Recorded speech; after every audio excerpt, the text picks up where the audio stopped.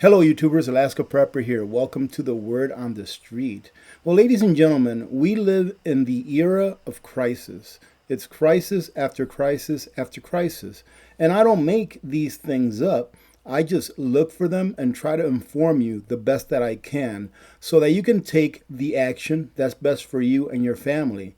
And what I found, I think it's very disturbing because anyone and everyone that eats food that comes out of California needs to stand by and listen to this. EWG, which stands for the Environmental Working Group, finds California crop fields showered with 2.5 million pounds of forever chemicals and pesticides. Every year, an average of 2.5 million pounds. This is not 2.5 million pounds altogether. This is every year. 2.5 million pounds of pesticides containing the forever chemicals known as PFAS are sprayed on California crop fields. From 2018 to 2023, nearly 15 million pounds of PFAS pesticides were applied statewide. And as you all know, the U.S. gets a lot of its food from California. This widespread use of fungicides, herbicides, and insecticides containing PFAS introduces a concerning amount of potential harmful chemicals into our environment, especially on land where fruits, vegetables, and animal feed are grown. Not only that, they're also finding microplastics in addition to in our water, in our food as well. And I'm sure that we all agree with this, ladies and gentlemen. Exposure to some pesticides known to increase the risk of health problems such as cancer and reproductive and developmental harm. And you can see where our fertility rate is in the U.S. It's declining. We need to maintain an average of at least 2.1, and right now I think the U.S. is at 1.6.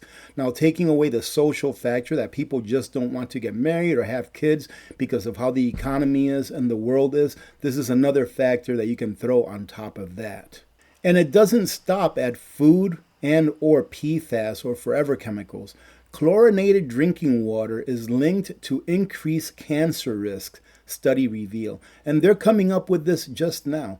After decades and decades of utilities putting chlorine in our water in order to keep it safe, I understand that. They're just now figuring out that this is a big health issue. Long-term consumption of chlorinated tap water is linked to increased rates of bladder and colorectal cancers due to carcinogenic byproducts. And what have I been harping at for years, ladies and gentlemen? You have to have an RO system in your home. It doesn't matter where you get your water. Have an RO system, because if it's not chlorine, it's going to be microplastics. If it's not microplastics, it's going to be forever chemicals. And who knows, it may be all three. Studies revealing these risks face publication delays, and regulatory agencies like the EPA have failed to enforce stricter limits and safer alternatives. You see, the EPA will take away your farm if there's a little river running through it, right? If there's a little pond on it, they'll take it away and say, oh no, this is a waterway. But they won't go and do their job and make sure that they protect the American people from these hazards. They keep these studies going for years and years and years. And in my opinion, it's because in order to fix the problem, they have to spend a lot of money. But instead of spending that money on fixing the problem, they rather spend their money that they get on litigation to take away people's lands. But I digress. Use carbon and reverse osmosis filters. Limit chlorinated pool use, ventilate showers, boost antioxidants like vitamin C and vitamin E, and avoid humidifiers with tap water to protect yourself from chlorine dangers. And ladies and gentlemen, I am so OCD when it comes to water that not only do I have a reverse osmosis system, but I'm waiting for spring to come around so that Victor and I can figure out how we can place a whole house water filter in this house. That way we don't have to worry about chlorine and heavy metals and things like that when we shower or when we do dishes. But they do sell a small shower head filter that actually takes away the heavy metals and the chlorine from the water. And you know what? I'll go ahead and leave a link for that on a pinned comment so you can check it out, because it was very easy to install. So what I ended up doing was I ended up getting a shower head that has a filter in it. But then in addition to that, I put in an inline filter to double up the protection against chlorine staying in the water. And it also takes out, like I said, the heavy metals and stuff like that. So if you can't afford to put like a whole house water filter, or you just can't because of the logistics of your plumbing in your home, then at least protect yourselves by doing it at that point. Let's say at the point of water instead of the point of sale, the point of water.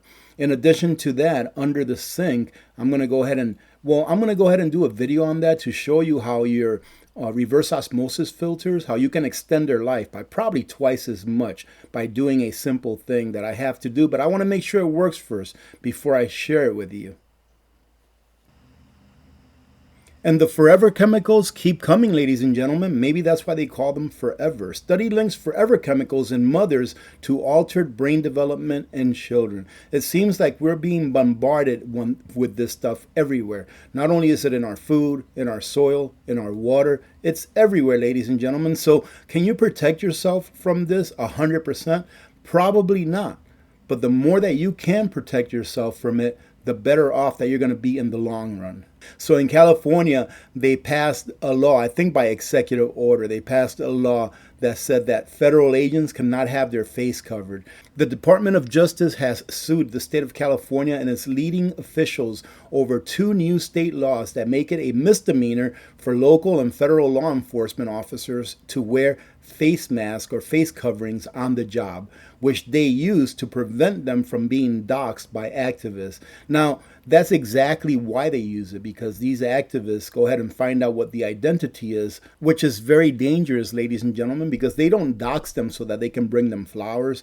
They dox them. And for those of you that don't know what dox means, it means that they identify them and they put up their address and all that kind of stuff so that people can easily find them. So some deranged individual can come to their home and try to hurt them or their families. But what's interesting to me is that California passes a law where they say that you cannot wear a mask so that you can be easily identified, but they don't have a problem not identifying people to vote. Newsom said during the signing that the state was pushing back against the authoritarian tendencies in action this administration. Well, I wonder why they didn't push back during the authoritarian tendencies that this same governor had during the health crisis.